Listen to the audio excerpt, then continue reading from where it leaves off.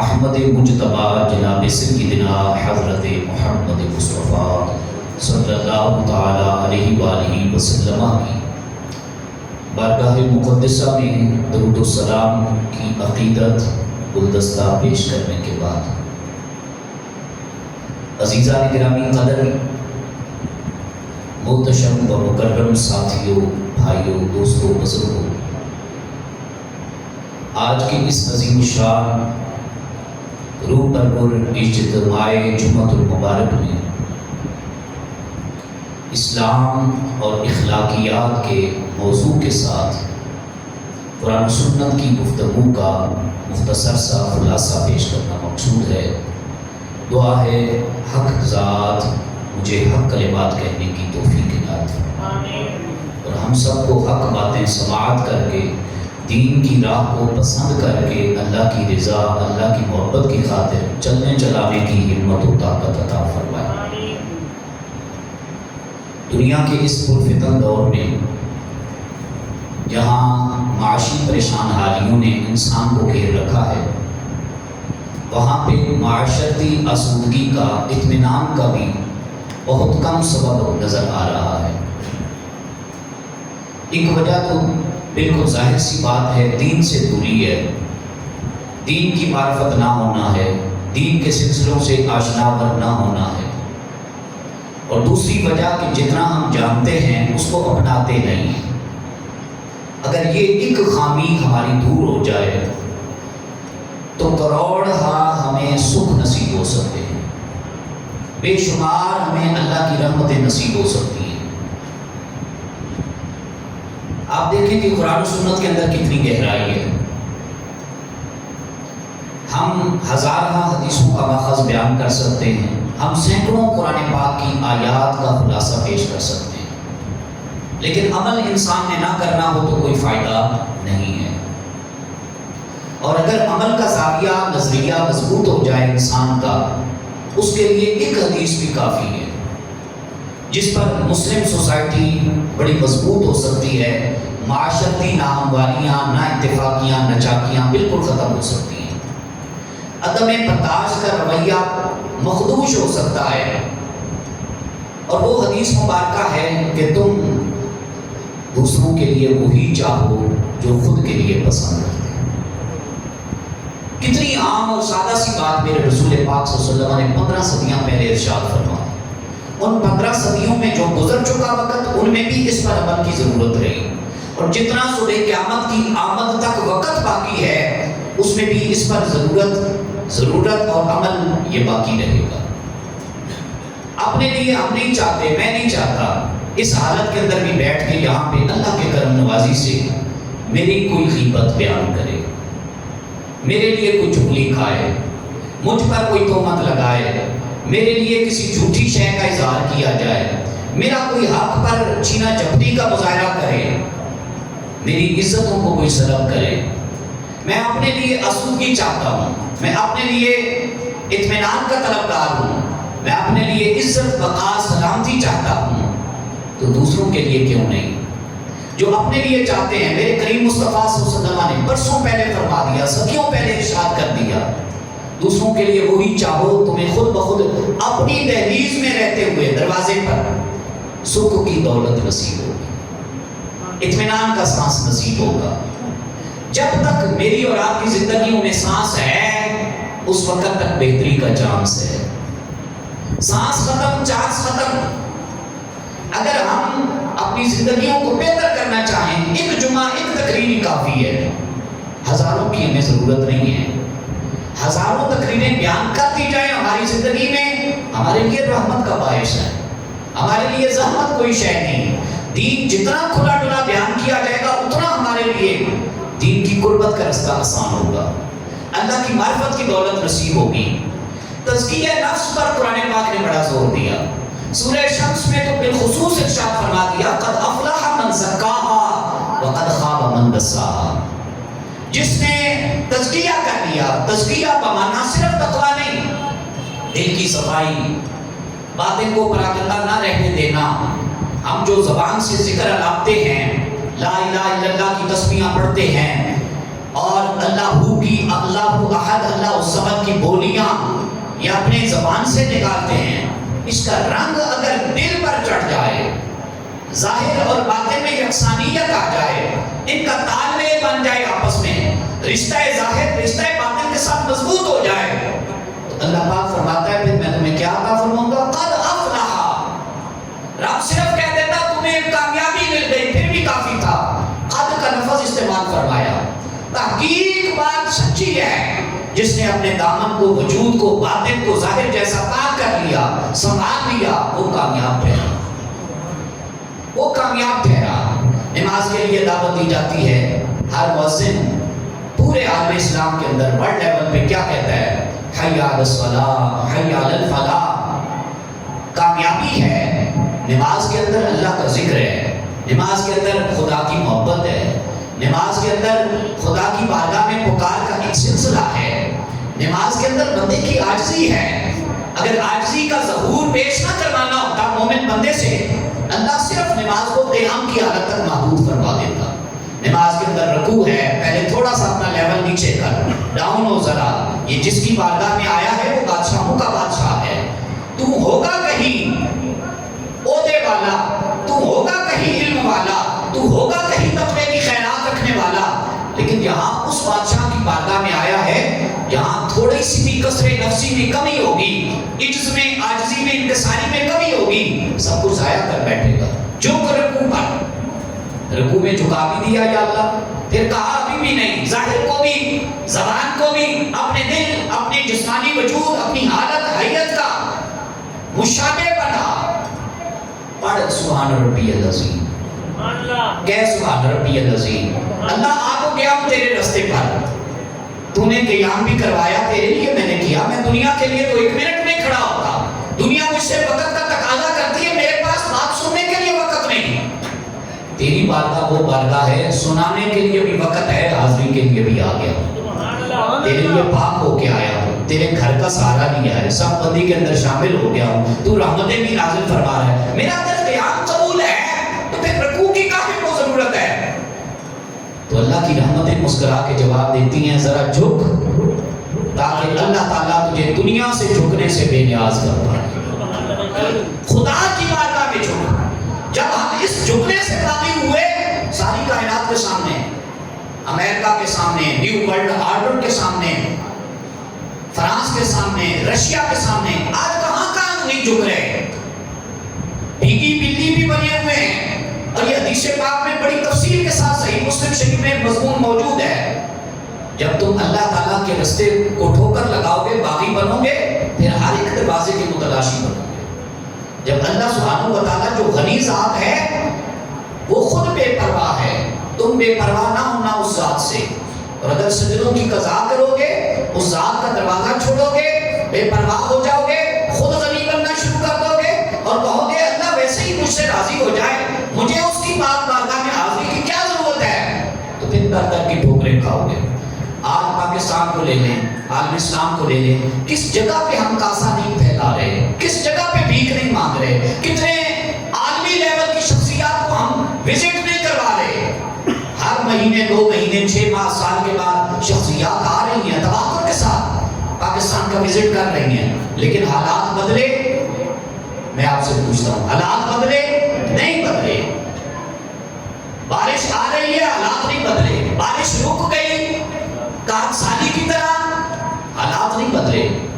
اس کی وجہ کیا ہے؟ جب دل سے، باطن سے، روح کی آواز سے، روح کی صدا سے، روح کی حاضری سے اللہ سبحانہ و تعالیٰ کو نہیں پکاریں گے، تو حاضری دراصل اللہ کی بارگاہ میں مقبول اور مستجاب حاضری نہیں ٹھہرے گی۔ رسول پاک صلی اللہ علیہ وسلم کی خدمت میں ایک شخص آیا، یا رسول اللہ صلی اللہ علیہ وسلم میں اپنی زندگی میں توازن چاہتا ہوں، اب میں توازن ہے، کبھی بڑا نیک بن جاتا ہوں اور کبھی تقوی کی راہ سے پھسل جاتا ہوں۔ رسول پاک صلی اللہ علیہ وسلم نے 2 روایتیں ہیں اور 2 علیحدہ مضمونوں کی حدیثیں ہیں، مگر جواب ایک طرح کا ہے، اور علاج کروانے والا شخص ایک چیز کی طلب میں تھا کہ ستھرا ہو جاؤں، پاک ہو جاؤں، تزکیہ نفس کا عطا ہو جائے۔ ایک مقام پر رسول پاک صلی اللہ علیہ وسلم نے ارشاد فرمایا، جھوٹ نہ بول۔ یا رسول اللہ مجھے کوئی اور نصیحت فرمایا، جھوٹ نہ بول۔ یا رسول اللہ صلی اللہ علیہ وسلم کوئی اور نصیحت فرمایا جھوٹ نہ بول. صحابی کہتے ہیں وہ نماز کے اندر سائل بن کے آنے والا وہ کم کم حاضری دیتا تھا، لیکن ایک وقت ہم نے دیکھا کہ اس سے نہ مصلی قضا ہوا نہ کوئی نماز قضا ہوئی. سجدے کا ذوق اس طرح لگ گیا کہ اس کی زندگی کا مشن بن گیا. ہم نے اس سے سوال کر دیا ایک جھوٹ نہ بولنے نے تجھے نمازی کیسے بنا دیا، پہلی صف کا نمازی کیسے بنا دیا؟ تو اس نے کہا مجھے شرمساری آتی تھی کہ سرکار نے اس بات سے ایک بات سے منع کیا ہے، جھوٹ نہ بول. تو جب مجھ سے کوئی پوچھ لے کہ نماز ادا کی ہے تو کیا کہوں گا؟ سچ بولنا پڑے گا. حضور کی نصیحت لینے گیا تھا، نصیحت ادا ہو گئی، اب اس پر عمل کرنا پڑے گا. مجھے کہنا پڑے گا نہیں پڑھی تو کتنی شرمساری کی بات ہے. زمانے میں کتنی زیادہ رسائی ہوگی، کتنا مجھے لیت و لعن کا سامنا کرنا پڑے گا. نماز نہیں پڑھ رہا، حضور کا صحابی، حضور کا زمانہ پا کے نماز نہیں پڑھتا. آہستہ آہستہ میں اس عادت کا پابند بنا، سچ پر قائم رہنے والی عادت کا. اللہ نے مجھے سارے کا سارا نیک بنا دیا. دوسری روایت سنو، فرمایا غصہ نہ کر. یا رسول اللہ آ جاتا ہے، فرمایا غصہ نہ کر. غور طلب بات یہ نہیں فرمایا غصہ تجھے آئے نہ. اپنی ذات کے بارے میں حضور رحمت للعالمین ہستی ہیں، اپنی ذات کے بارے میں بھی یہ کبھی نہیں فرمایا مجھے غصہ آتا نہیں.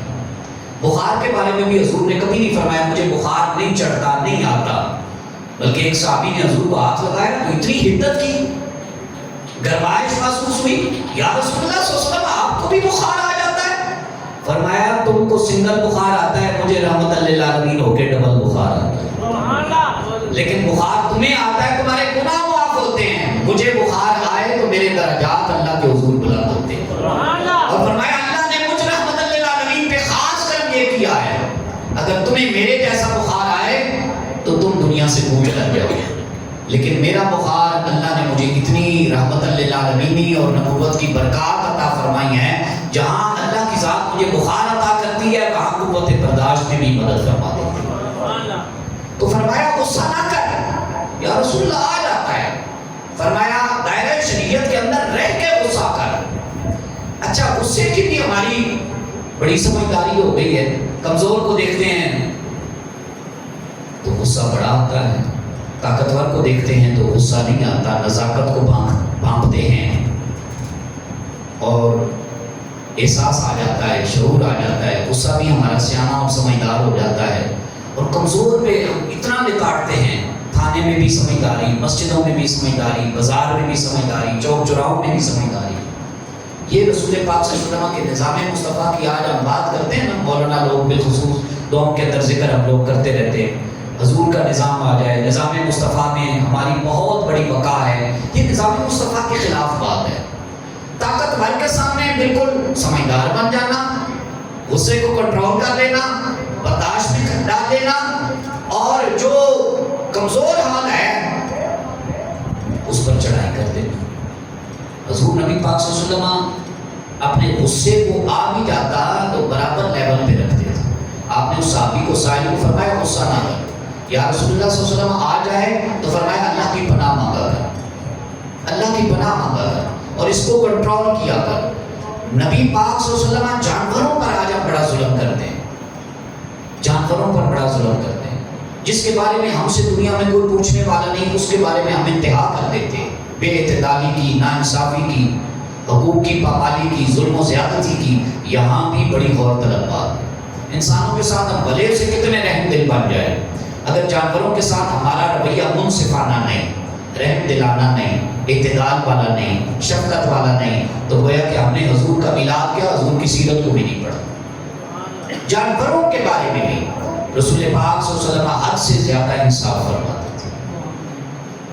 اگر دو سواریاں ہوتی نا ایک سفر میں، جہاد والا قافلہ ہوتا تو رسول پاک صلی اللہ علیہ وسلم فرماتے دونوں پر برابر کا سامان لوڈ کرو. برابر کا سامان ڈالنے میں بھی، وزن ڈالنے میں بھی، بوجھ ڈالنے میں بھی رسول پاک صلی اللہ علیہ وسلم توازن فرماتے ہیں. آپ انسانیت میں کتنا توازن فرماتے ہوں گے. نبی پاک صلی اللہ علیہ وسلم عدم مساوات کے خلاف تھے. مساوات کا بھی مطلب سمجھ لیں دین کے مطابق. مساوات کا ہم نے معنی لے لیا ہے برابری. برابری معنی نہیں ہوتا. یہ اردو کا ترجمہ ہے، اردو کا ترجمہ ہے، یعنی برابری ہونی چاہیے۔ برابری کا معنی یہ ہے، مجھے دوپہر کو بھوک لگی، میں نے جمعے سے پہلے یا جمعے کے بعد کھانا کھانا چاہا، مجھے 3 روٹیاں ملنی چاہیے۔ آپ کو بھوک لگے تو پھر برابری کا مطلب کیا ہے؟ کتنی ملنی چاہیے؟ 3۔ مولانا ہے، کوئی انجینئر ہے، کوئی ڈاکٹر ہے، کوئی فلسفی ہے، کوئی خواہ کچھ بھی ہے، زمیندار ہے، برابری کا معنی، مساوات کا معنی یہ ہے 3 میری ضرورت ہے تو 3 بھی آپ کی ضرورت ہے، یہ معنی نہیں۔ مساوات جو دین نے ہمیں حکم دیا وہ صرف برابری کا نہیں، جس کو جتنی ضرورت ہے اس کو اتنا حق ملنا، یہ مساوات ہے۔ بولیں سبحان اللہ۔ جس کو جتنی چاہیے، جتنی اس کی طلب ہے، غذائی ضرورت ہے، یہ میں صرف غذا کی ایک مثال ایگزامپل آپ کو دے رہا ہوں، اس پر آپ لاکھوں مثالیں لا سکتے ہیں اور دین کو سمجھ سکتے ہیں اگر سمجھنا چاہیں تو۔ جتنی جس کی ضرورت ہے، اس لیے ہم جب تنخواہوں کی بات کرتے ہیں، منصفانہ نظام کی بات کرتے ہیں، تو جو پڑھا لکھا طبقہ ہے اس کی ہم 80,000 تنخواہ کی بات کرتے ہیں، جو زمیندار ہے اس کی 35-40 ہزار کی بات کرتے ہیں۔ اگر یہ مساوات کا معنی برابری ہو جائے تو پھر ہر ایک کی تنخواہ بھی برابر کرنی پڑے گی۔ محنت اس کی اپنی ہے، کی ہے یا نہیں کی، انسان تو ہے، ضرورت تو ہے اس کی، بچے تو ہیں اسے، اس کے، اور اسے رہنے کے لیے چھت کی بھی ضرورت ہے، اسے بجلی کی بھی ضرورت ہے، اسے ہوا پنکھوں کی بھی ضرورت ہے، اسے پانی کی بھی ضرورت ہے، وہ سانس لینا چاہتا ہے زندہ رہنے کے لیے، تو اس کی ضروریات ہے۔ تو مساوات کا یہ معنی نہیں۔ اخلاقیات کو اگر سمجھنا ہے، جو آج کا ہمارا عنوان ہے، اسلام اور اخلاقیات، اخلاقیات عبادت کے اندر بھی ہے۔ دیکھیں رسول پاک صلی اللہ علیہ وسلم نے ارشاد فرمایا کہ جب تم رکوع کرو، سجدہ کرو بالخصوص، تو اپنی کونیوں کو، مرد ہو تو اپنی کمر کے حصوں سے، اپنے جسم سے، اپنے پیٹ سے کونیوں کو علیحدہ کرو۔ لیکن اس میں بھی دین نے اخلاق سکھایا، اتنی بھی آگے نہ بڑھاؤ کہ ساتھ والے نمازی کو چمن محسوس ہو، آپ کی کونیوں سے تنگی محسوس ہو۔ عبادت بھی کروائی جا رہی ہے اور حق بھی بتائے جا رہے ہیں، یہ ہے اسلام کا اخلاقی پیمانہ۔ اور اگر ہم اس چیز سے آگے گزریں، دعا میں اگر کوئی مسلمان قرآن پاک کی تلاوت کر رہا ہے، وہ بھی اللہ تعالیٰ کا ہی حق ادا کر رہا ہے۔ ایک بندہ عبادت کر رہا ہے، وہ بھی اللہ تعالیٰ کا ہی حق ادا کر رہا ہے۔ ایک دعا کر رہا ہے، وہ بھی اللہ تعالیٰ کو ہی پکار رہا ہے۔ لیکن تینوں بندوں کی پکار کے اندر، عبادات کے اندر، ذوق کے اندر، اللہ تعالیٰ سے تعلق کے اندر بہت بڑا فرق ہے۔ اگر نماز والا بھی اونچی اونچی پڑھے، قرآن کی تلاوت کرنے والا بھی اونچی اونچی پڑھے، دعا مانگنے والا بھی اونچی اونچی پڑھے، تو کھلبلی سی نہ مچ جائے، عدم توازن پیدا ہو جائے۔ تو عبادات کے اندر بھی ہمارے دین متین نے ہمیں توازن اختیار کرنے کا حکم دیا۔ رسول پاک صلی اللہ علیہ وسلم کی بارگاہ میں ایک شخص آیا، یا رسول اللہ صلی اللہ علیہ وسلم مجھے زنا کی اجازت دیجیے، میں بہت بڑی بات کہنے والا، مجھے زنا کی اجازت دیجیے، یہ حکمتوں والے نبی ہیں۔ کوئی اور ہوتا تو تھپڑ رسید کر دیتا، بے وقوف بندے، میں ہی ملا ہوں تجھے یہ سوال کرنے کے لیے؟ یہاں مسجدوں میں یہ باتیں سکھائی جاتی ہے، ان باتوں کی اجازت طلب کی جاتی ہے۔ بارگاہ ہے کس کی؟ حضور رحمت للعالمین صلی اللہ علیہ وسلم۔ کیسا اخلاق، کیسی حکمت، کیسا تدبر، کیسی فہم و فراست۔ محدثین حدیث بیان کرتے ہیں اللہ کے محبوب صلی اللہ علیہ وسلم کو اتنی عقل تنے تنہا عطا فرمائی گئی جتنی کل کائنات میں عقل تقسیم کی گئی۔ اور امام ابن جوزی، محدث ابن جوزی فرماتے ہیں جتنی حضور کو عقل کا پیمانہ عطا کیا گیا، اس سے کچھ حصہ، ساری نہیں، اس سے کچھ حصہ اللہ نے تقسیم کیا تو ساری کائنات میں تقسیم ہو گیا۔ اکیلے حضور کو اتنا فہم و فراست ہے، کوئی غصہ نہیں کیا۔ صحابی کو بھی یہی نصیحت فرمائی تھی، غصہ نہ کر، یا رسول اللہ زنا کی اجازت مجھے دیجیے۔ اللہ کے محبوب صلی اللہ علیہ وسلم نے اور زیادہ قریب بلا اور فرمایا مجھے یہ بتا کہ جس چیز کی تو اجازت مانگ رہا ہے، یہی اگر سلوک تیری بہن کے ساتھ ہو، تیری بیوی کے ساتھ ہو، تیری بیٹی کے ساتھ ہو، اور رشتے کے روایت ان کے ساتھ ہو، جبکہ دین ان کے ساتھ بھی یہ کرنے کی، یہ فعل اپنانے کی اجازت نہیں دیتا، تو تیرا ذوق کیا بنے گا؟ تو کیا محسوس کرے گا؟ عرض کرنے لگا یا رسول اللہ صلی اللہ علیہ وسلم، کوئی ہاتھ بڑھا کے تو دیکھے، کوئی نگاہ اٹھا کے تو دیکھے، میں کلیجہ نہ چیر دوں، میں اس کو ٹکڑے ٹکڑے نہ کر دوں؟ مسکرا پڑے رسول پاک صلی اللہ علیہ وسلم، فرمایا جس کے ساتھ تو اجازت مانگنا چاہتا ہے یہ زنا والا گناہ کرنے کی، یہ فعل حرام ہے، وہ بھی تو کسی کی بہن ہوگی، کسی کی بیٹی ہوگی، کسی کی بیوی ہوگی، کسی کا کوئی خاندانی اس بیوی سے رشتہ ہوگا، تو جو چیز کو میں نے ابتداء کہا نا ایک حدیث پر صرف عمل کرنے کی نیت بنا لو، سارا نظام خود بخود ٹھیک ہو جائے گا، حکمران بھی ٹھیک ہو جائیں گے، ہم ووٹ بھی صحیح بندوں کا انتخاب کریں گے ووٹ دینے میں بھی، بجلی مہنگائی والے سلسلے یہ سارے خود بخود ہم توڑ جائیں گے۔ دین پر ہم خود عمل نہیں کرتے، اخلاقیات کا رستہ ہمارا ٹھیک نہیں ہے، زبان ہماری ٹھیک نہیں ہے، لینگویج ہماری ٹوٹ پھوٹ کا شکار ہے، تو ہم نے کیا لینا ہے؟ ہم نے تو پھر دین کا آبے کعبہ ہی بگاڑنا ہے۔ تو جب اس نے رسول پاک صلی اللہ علیہ وسلم کی بارگاہ سے یہ نصیحت بھرے جملے سنے تو کہنے لگا یا رسول اللہ صلی اللہ علیہ وسلم قربان جائیں، میں مان گیا ہوں اللہ نے جو آپ کو شانوں والا نبی اور رسولوں کا امام بنایا ہے وہ ویسے نہیں بنا دیا، جس بات جس نقطے پر آپ مجھے پہنچانا چاہتے ہیں میں سمجھ گیا ہوں۔ یا رسول اللہ صلی اللہ علیہ وسلم دین کے اندر یہ معاملہ اس لیے حرام ہے کہ بندے کی غیرت پر یہ آنچ ہے، یہ حملہ ہے عزتوں پر، میں سمجھ گیا ہوں کوئی میری عزت پر حملہ کرے گا مجھے برا محسوس ہوگا، آئندہ سے میں آپ کی بارگاہ رحمت للعالمین کے اندر وعدہ کر کے اٹھتا ہوں یا رسول اللہ میں یہ عزتوں والا حملہ کسی پر نہیں کروں۔ وہی بندہ تھا، وہ اجازت طلب کرنے آیا، وہی بندہ سدھر کے چلا۔ حضور پاک صلی اللہ علیہ وسلم کی بارگاہ ایسی بارگاہ ہے بچوں سے نہایت شفیع، نہایت شفیع، کبھی بچوں تک سے جھوٹا وعدہ نہیں فرماتے۔ حضرت انس بن مالک رضی اللہ تعالیٰ عنہ کہتے ہیں کم و بیش 10 سال تک میں اللہ کے محبوب صلی اللہ علیہ وسلم کی بارگاہ میں خدمت گزار ہوں گے، 10 سال تک مجھے نہیں یاد پڑتا میں نے کوئی کام کر دیا ہو اور اللہ کے محبوب نے یہ فرمایا ہو کیوں کیا، جھڑکی دے کے، اور کبھی کوئی کام فرما دیا ہو اور مجھ سے سستی کوتاہی ہو گئی ہو، نہ کر سکا ہوں اور حضور نے ڈانٹا ہو اور فرمایا ہو، تشدد کیا ہو، تنقید کا نشانہ بنایا ہو، غلط زبان استعمال فرمائی ہو اور مجھے یہ شرم ساری محسوس ہوئی ہو اللہ کے محبوب آپ کے کریم صلی اللہ علیہ وسلم کی بارگاہ کے جملوں سے کہ انس کاش وہ کام کرنا چاہیے تھا تو کیوں نہیں کر سکا، شرمندگی تک والا جملہ، ندامت تک والا جملہ حضور نے کبھی استعمال نہیں فرمایا۔ یہ انس بن مالک کی بڑی پیاری سٹوری ہے۔ والد آئے اور چچا لینے آ گئے۔ حضرت زید بن حارثہ کے بارے میں بھی اللہ کے قرآن کے اندر بھی یہ مسئلہ موجود ہے، حدیث کے اندر بھی یہ مسئلہ موجود ہے۔ چچا لینے آ گئے، باپ لینے آ گئے، اللہ کے محبوب صلی اللہ علیہ وسلم نے ارشاد فرمایا میں بلاتا ہوں، ان سے پوچھ لیجئے وہ جانا چاہیں تو آپ لے جا سکتے ہیں، آپ کا حق ہے۔ یہ وہ بارگاہ ہے، بارگاہ رحمت للعالمین کے مدینے کے تاجدار گنبد خضرا کے مکین صلی اللہ تعالیٰ علیہ وسلم آج مدینہ شریف میں آرام فرما رہے ہیں۔ کس کس عاشق کا جی نہیں چاہتا، غلام مصطفیٰ کا جی نہیں چاہتا میں وہاں پہ حاضری نہ ہوں، ہر ایک شخص طلبگار ہے نا۔ تو اللہ کے محبوب صلی اللہ علیہ وسلم کی بارگاہ ہو اور 10 سال برسوں کا عرصہ گزارنے والے خدامین ہوں، ان کا دل کہاں سے چاہے گا؟ حضور پاک صلی اللہ علیہ وسلم نے بانٹا ہی وہ جو عام ادوار کے اندر، عام درگاہوں کے اندر، عام بارگاہوں کے اندر، عام لوگوں کی مجلسوں کے اندر نہیں ملتا تھا۔ اللہ کے محبوب صلی اللہ علیہ وسلم نے بلایا، چچا جان بڑی امید سے آئے، والد بڑی امید سے آئے، حضور نے فرمایا ادب سے بات کیجیے گا۔ والدین کا کیوں تکرار ہوا؟ کہنے لگے لینے آئے ہیں۔ کہا میں آپ کے حالات دیکھوں یا رسول اللہ کی بارگاہ دیکھوں؟ مجھے وہ کچھ ملا ہے یہاں سے جو آپ سے نہیں ملا۔ حضور نے فرمایا تاکیداً میں حکم دیتا ہوں، یہ والد ہے، یہ چچا ہے۔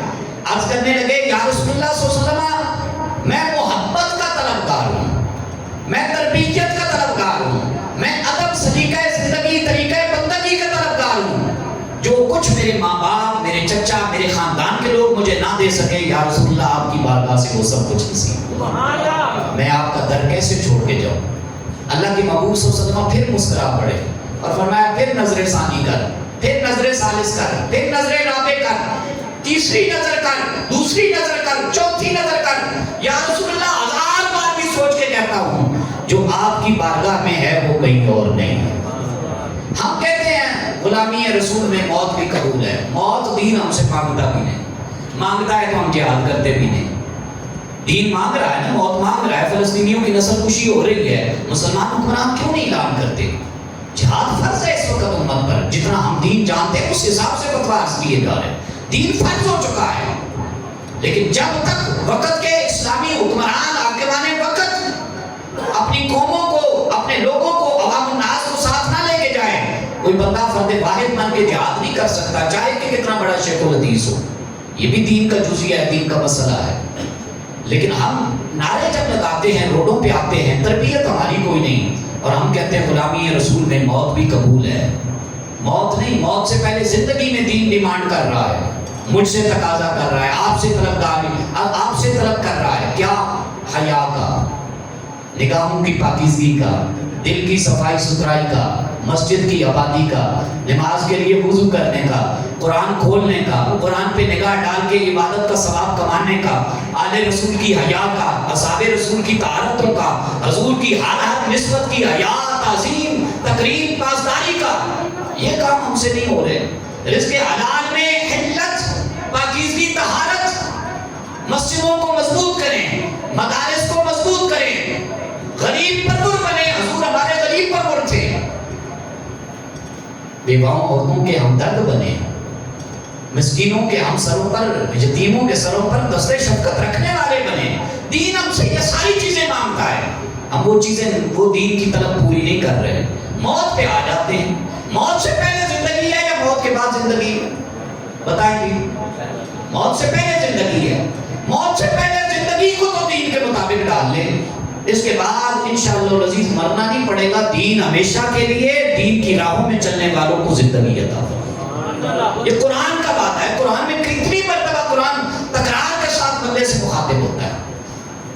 کوئی بندہ کس سے کتنی محبت کرتا ہو، محبوب کا فون آ جائے، دل چاہے گا کہ پیکیج ختم ہو، دل چاہے گا کہ کالنگ کا کانٹیکٹ سلسلہ یہ ختم ہو جائے۔ ہم نے محبت کی ہی نہیں اللہ کی بارگاہ سے، ہم صرف فلسفیوں کی باتوں پہ اپنا رب سے تعلق شو کرتے ہیں، ہم صرف کتابی تقاضوں کے مطابق دین سے محبت کے دعوے دار ہیں۔ پریکٹیکل مسلمان بنیں، اسلام کو سیکھیں۔ آج عیسائیت کی طرف سے اسلام پہ حملے ہو رہے ہیں، یہودیت صہیونی طاقتوں کی طرف سے طاغوتی قوتیں جلوار کر رہی ہیں۔ فلسطینیوں کے اگر نسل کشی ہو رہی ہے تو برابر کا میرا بھی قصور ہے، آپ کا بھی قصور ہے، مسلم حکمرانوں کا بھی قصور ہے، عوام الناس کا بھی قصور ہے۔ ہم اپنے آپ میں لگ گئے، اپنے پڑوسی کو فراموش کر بیٹھے۔ ایک پڑوسی گھر کا ہوتا ہے، ایک پڑوسی خاندان اور خون کا ہوتا ہے، ایک پڑوسی مملکت، نسلوں کا، اور جو وطن ہوتے ہیں، حکومتیں ہوتی ہیں، ان کا ہوتا ہے۔ یہ ہمارے پڑوسی ہیں فلسطینی۔ انما المؤمنون اخوہ کتاب، سرکار کو یہاں تک فرماتے ہیں مسلمان ان انگلیوں کی مثال ہے، ایک کو تکلیف پہنچتی ہے، خدا نہ کرے یہاں سے میں دروازے سے باہر نکل رہا ہوں، یہ المونیم کے دروازوں میں میری انگلی آ جائے، اللہ نہ کرے کسی کا ناخن آ جائے، کسی کے ہاتھ کا جسم کا کوئی حصہ آ جائے، مجھے بتائیں کہ وہ تکلیف اس حصے تک صرف محدود رہے گی یا پورا جسم درد محسوس کرے گا؟ مسلمان جسم واحد کی طرح ہے، ملت واحدہ، حضور نے اس کو ملت واحدہ کہا ہے۔ ٹکڑوں میں بٹ گئے ہیں، تفریقات میں بڑھ گئے ہیں۔ آج کوئی کہتا ہے نہیں، پہلے سب سے پہلے پنجاب کی بات ہونی چاہیے، وہ خیبر پختونخوا والے کہتے ہیں ہماری بات ہونی چاہیے، وہ سندھ والے کہتے ہیں ہمارے حق پہ ڈنڈی مار رہا ہے پنجاب، ہماری بات ہونی چاہیے۔ ہمارے وزراء کی فوج، ظفر موج، مشینان حکومت، وہ ایک سٹیج پہ نہیں۔ ہم پاکستان کو کہاں ایک سٹیج پہ کھڑا کریں؟ مسلمان کہاں ایک سٹیج پہ کھڑے ہوئے؟ خدا نہ اپنی اخلاقیات کو بہتر کریں۔ رسول پاک صلی اللہ علیہ وسلم نے کیا فرمایا؟ وَأَنَا أَوَّلُ الْمُسْلِمِينَ، قرآن پاک ہے میں سب سے پہلا مسلمان ہوں۔ اس کا کیا معنی ہے؟ حضور پاک صلی اللہ علیہ وسلم سب سے پہلے نبوت کا ظہور لے کر تشریف آور ہوئے؟ نہیں تھے، عدم میں نہیں تھے، وجود میں تھے۔ میرے مصطفیٰ کا نور مبارکہ وجود میں تھا، نبوت مبارکہ وجود میں تھی، لیکن ترتیب میں ظاہراً حضرت سیدنا ابو البشر ہستی آدم علیہ السلام تشریف لائے۔ حضور پاک صلی اللہ علیہ وسلم سب سے آخر میں تشریف لائے، لیکن آخر میں آ کے ساری امت کو اٹھا کے پہلے نمبر پہ فرما دیا۔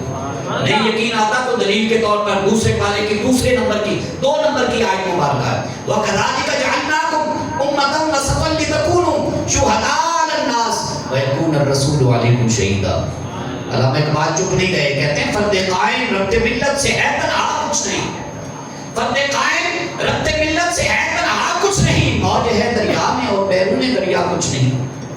سبق پھر پڑھ صداقت کا، عدالت کا، شجاعت کا، لیا جائے گا تجھ سے کام دنیا کی امامت کا، جو کرنی ہے جہانگیری محمد کی غلامی کر، عرب کا تاج سر پر رکھ خدا بندے عجب ہو جا۔ عرب کا معنی قرآن پاک ہے۔ اللہ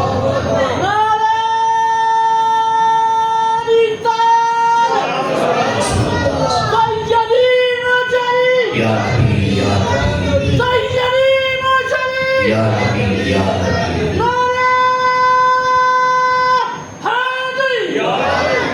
علی دے ملانگو تے پھر گج وج کے نعرہ لاؤ نا، نعرہ حیدری، نعرہ حیدری، چک کے ذرا، نعرہ حیدری، نعرہ حیدری، نعرہ حیدری، علی والے بنا کرو۔ جب نعرہ لگاؤ تو پھر صرف ظاہر سے نہیں، وجود بھی جھومنا چاہیے، انسان کا ظاہر باطن اس میں یکسانیت آ جانی چاہیے، پتہ لگنا چاہیے مولا علی شیر خدا مشکل کشا ہے، در کرار ہستی کا ذکر کر رہے ہیں، ان کی نسلوں کا ذکر کر رہے ہیں، ان کی نسلوں سے وفا کی ہے سیدنا ابو ہریرہ جیسی ہستی نے کی ہے، بہت بڑے محدث، دوسرے نمبر پہ حدیثیں روایت کرنے کے اعتبار سے ان کا نمبر آتا ہے، دوسرے نمبر پہ حضرت سیدنا عبداللہ ابن عباس رضی اللہ تعالیٰ عنہ کے بعد، لیکن امام حسین پاک رضی اللہ تعالیٰ عنہ تشریف لے آئے تو سر سے بعض روایات کے مطابق پٹکے کا اپنے امامے کا کپڑا اور بعض روایات حدیث کے مطابق اپنے کندھوں پر موجود کپڑا نیچے کیا،